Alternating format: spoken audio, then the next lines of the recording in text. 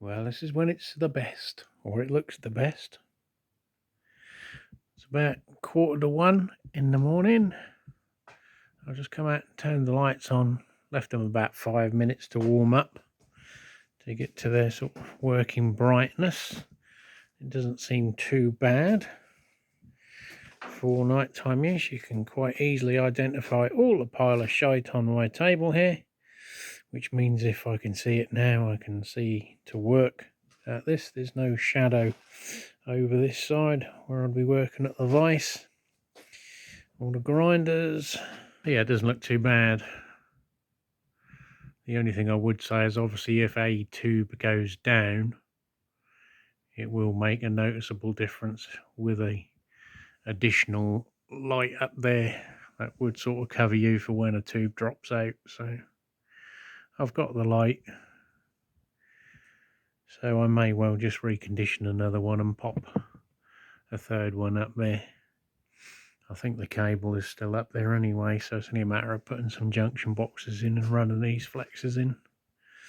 I just have to move the toolbox yet again, which is a bit of a ton weight. So yeah, and listen, country living, no noise and no wind. Ironically, as soon as it gets too dark to do any work, the wind stops. It would be an ideal condition just to finish off the last two of those felt runs, but there we are. Sod's law, and of course it's going to wrist down with pain tomorrow or today. Well, it's windy, surprise, surprise, but sod it. I've done it in the wind, couldn't wait no longer. Probably just in time, it's now started to drop in temperature. I just got to do a final one, which I'm now sitting on, and this new timber has got splinters galore. My hands have got bloody perforated T-rags now with the amount of splinters I've been pulling out my fingers. Right, cracking on. Wow, definitely blood and sweat, but no tears yet. I think that was a bit of the screws that saw the wood. Everything sliced me fingers. Couldn't wear gloves up there because you can't get hold of the screws. So it's windy as buggery still. But it's all right, we've just got to cut some fillers to go on the ends between each batten on this side. Well, we're buttoned up for today. Just got to pull the bloody sheet over again. And I think that will be indoor work for the rest of the week. Got one more to do there, but that's where the roof lines change pitch. So it might need something a little bit more different. Well, really all we've done today is put that beam secured in place to help support the joists.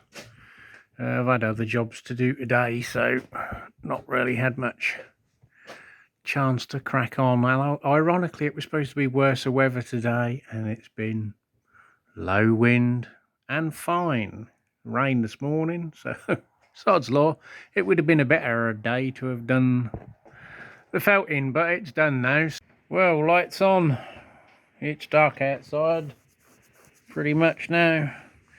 Just another sort of lazy afternoon. I didn't really feel like doing much.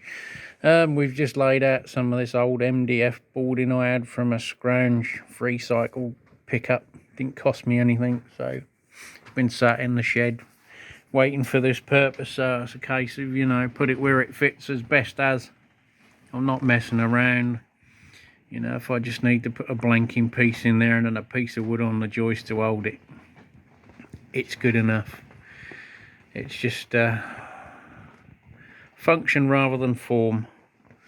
So we've got two lots down there and then some old ply down the end there with the leftover roofing sheet. So this is sort of like storage area. I've still yet to sort out some supporting in this bit. Over here we've got a good sized space, handy sort of section over there for me 2.4 metre wood storage. Little area over there. I've got some bins that did used to live up there on the old roof that can go back up there till I sell them or something, or my son ends up scrounging them off me. And this is a larger area. If I come back without falling down the lift, is here. I sort of purposely left this as, you know, accessible as I could, so that, you know, I can obviously come up via the lift and put stuff in up here easier. Or I'll leave a section down here somewhere open for a ladder access. I'll probably leave that end piece open. It depends on what I've got left to fill it in with. But we're just sort of chucking again what I've got and what will best fit in here. So it gives you a, well, I've measured it, it's just over 9 foot by 9 foot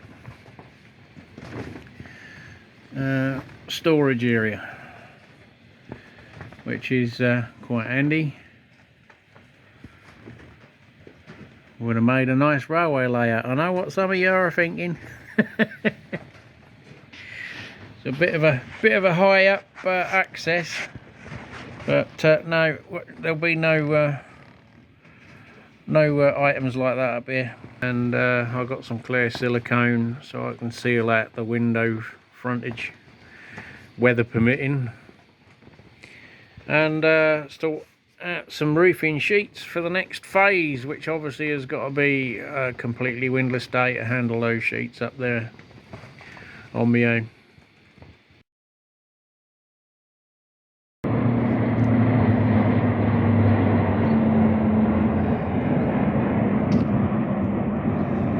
Well, we just had a Lancaster a little while ago, caught me on the op. I missed that. There were 2 other aircraft and a third one. Normally if there's a big detachment moving out, here we go.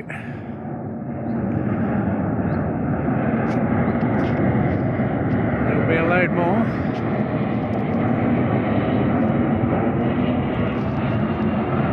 On their way.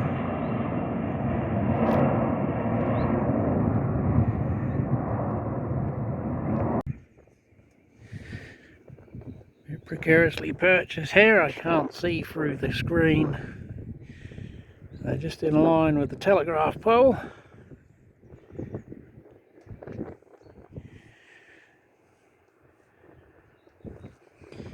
There is another glistening light further in the background above the tree line, I can see.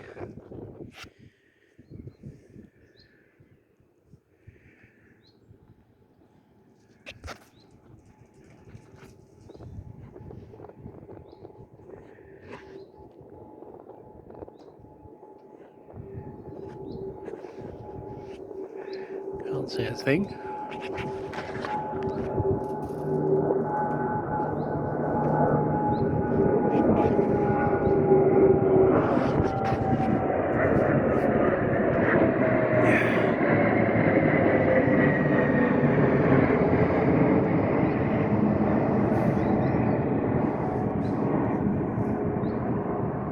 Some big boys. 2 more coming.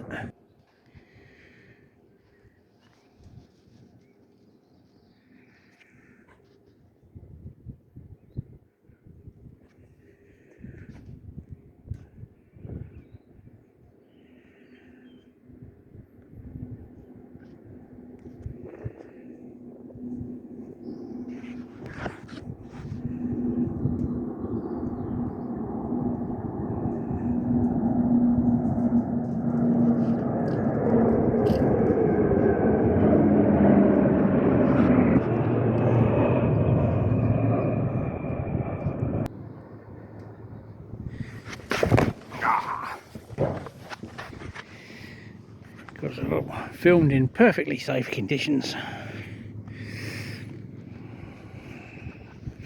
I would assume it's a squadron going on detachment with all the equipment in transport.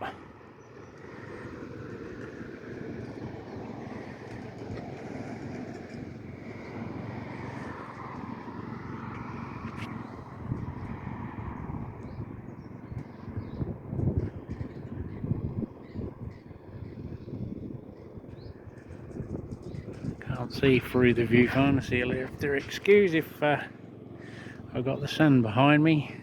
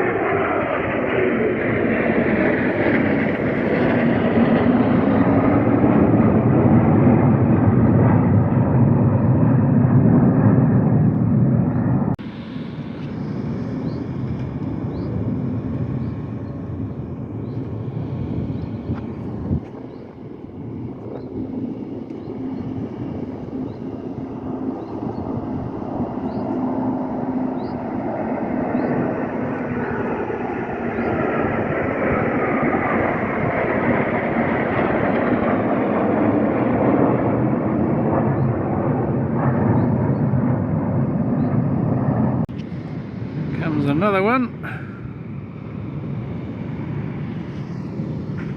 Late for the party.